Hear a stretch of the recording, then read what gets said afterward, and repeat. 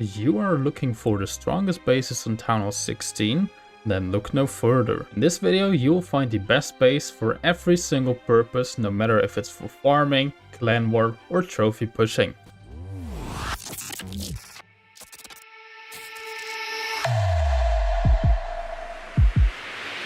If you want to buy any in-game offer or the current event pass, make sure that you're using a creator code. To support this channel it would be code RHBB.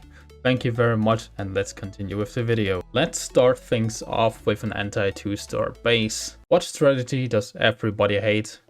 Of course, it's super archers, which are very strong in combination with the root riders now. Of course, the root riders are an incredibly strong troop, so therefore super archers together with root rider are just such an unstoppable strategy. The super archer blimp in this case was a little bit baited, well, together with a giant bomb and two small bombs. I couldn't deploy the super archer blimp further into the base due to the poison tower, but still the value is relatively good. 2 scatter shots, 1 monolith, the rage tower got triggered. And now, of course, you just send in your root riders from the 3 o'clock side into the 2 ricochet cannons, and the single inferno tower already goes to work. First root rider now is down, second root rider soon to come after, and the ricochet cannons just do so much damage. It's such an ugly setup together with those 2 ricochet cannons. Enemy king, of course, also into the mix there, and still a long way to go to the town hall. And at this time, to be honest, you can already see that this is going to be a fail. There's just not enough power to get through the base. Of course, still have the RC, still have 2 invisibility spells. Now the RC from the 12 o'clock side to funnel the troops inside the base, funnel the troops into the core, but still only 3 root riders left. Now the king goes into the ability. Of course, always looks very funny with the giant gauntlet, but still, the giant gauntlet was pretty much going to waste. Only queen left, which should be able to get to the town hall, especially together with an invisibility spell. Invisibility spell now on the CC as well as the poison tower. Then the archer queen goes into the base to take out the town hall. But as you can see at this point, you just have no troops left, only the barbarian king as well as the archer queen, and they have no chance to get rid of the rest of the base.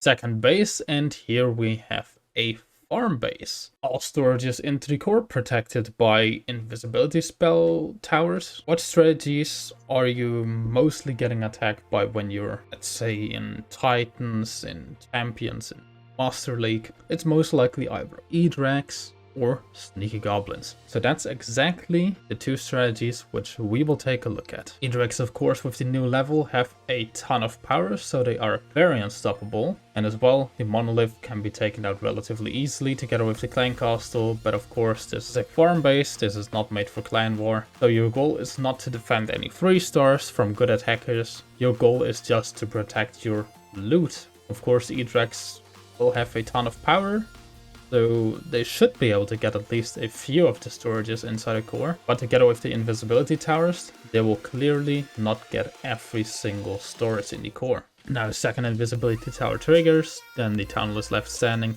And as you can see, all E-Drags are just completely not going for the core. They walk outside the base, and therefore all these storages inside the core are still left standing.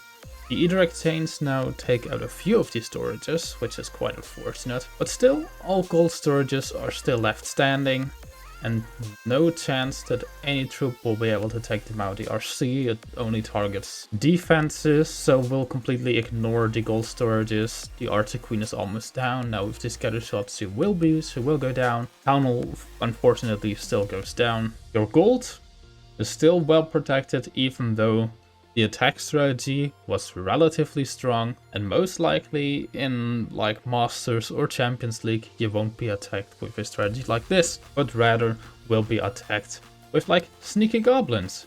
So we take a look at that, and as you can see, no chance at all to get through the storages. First you have to clean up all the mines, drills, elixir collectors on the outside, and then together with a jump and a haste spell, there's still such a long way to go to the core.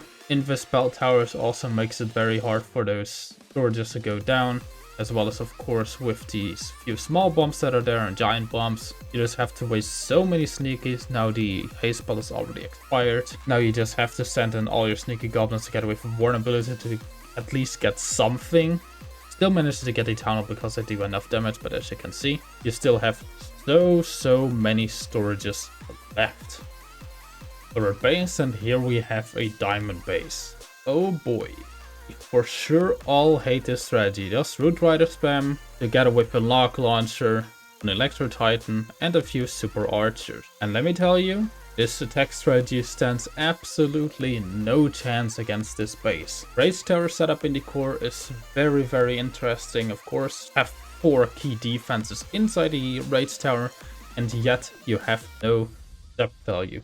The only zap value you would have is either a Scatter Shot together with the Rage Tower, or a Multi-Inferno Tower together with a Rage Tower, which is of course not much. Now all the troops in from the 12 o'clock side, few skeleton spells to tank. This is exactly how you'd play the attack strategy. Every single troop just perfectly goes inside the core, together with the Warren ability in a bit. All the troops are still well protected, but the main issue is the Log Launcher does not open up the Town Hall compartment, and that will be a big issue with any attacks on this base, because from the 12 o'clock side it's very hard to open up the Town Hall compartment. The multi-archer towers are just doing so much work on the outside against the super archers, as well as just against the troops in the core. Every single troop walks around the monolith does so much work, and at this point you can already see this is going to be a 1-star, which is really neat if you're either in Legends League or in a clan war. A 1-star defense is of course a very strong defense, and it's not even close. And even if some of you guys thought, okay, Root Riders are such a strong troop, they cannot be stopped, this base shows you the complete opposite. Root Riders can for sure be stopped together with 2 Rage Towers. This base is just incredibly strong against Root Riders, so if you're struggling at defending Root Riders, then for sure try out this base, it's clearly worth it. In the Clan Castle you can of course also have like 3 Ice Golems to even further stop all the Root Riders into the core, and with that you will have a lot of success on this base. Last base, and of course which base type is still missing? Yes, exactly, an anti-3-star base. Anti-3-star bases of course have been very vulnerable to Super Archer Blimps on Town Hall 15. The Super Archer Blimp together with Super Barbarian was of course extremely strong on Town Hall 15, and is also still relatively strong on Town Hall 16. And the blimp behind the Town Hall of course, well, provides a lot of value, you would think. A Multi-Inferno Tower, a Monolith, Town Hall, as well as 2 of the merged defenses, as well as the Expo. But the Ice Golems from the CC will stop your Super Archers for at least a little bit, so that both merged defenses are still left standing. All the Loons on the 12 o'clock side perfectly went around the Scatter Shot, so the Scatter Shot is still also left standing with the Rage Tower, with a very nasty setup. And as you will see very soon, the Tesla farm together with the Ricochet Cannon just does so much work. So the Golem as well as the E-Titan are just instantly gone. Look at how that Golem just completely melts from the Ricochet Cannon. It does so much damage. So many people just completely underestimated the defense. It is incredibly strong, way stronger than you would first think. E-Titan is also almost down. Now with the next few Eagle shots as well as the multi-archer tower, the E-Titan is also gone. Now you just have the King as well as the Queen left, which is not much tanking, and they will also thin out at the 6 o'clock side.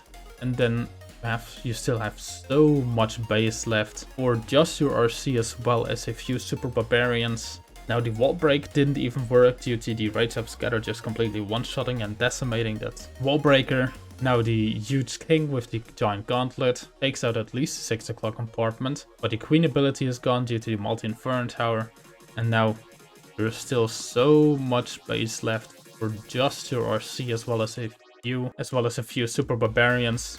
Still have the Rage Tower set up at the 12 o'clock section, still have the Ricochet Cannon which goes down now, still have the enemy Archer Queen as well as the Warden, and this is such a great defense, even though the value on the Super Archer Blimp was not too shabby. The value was actually very promising, of course.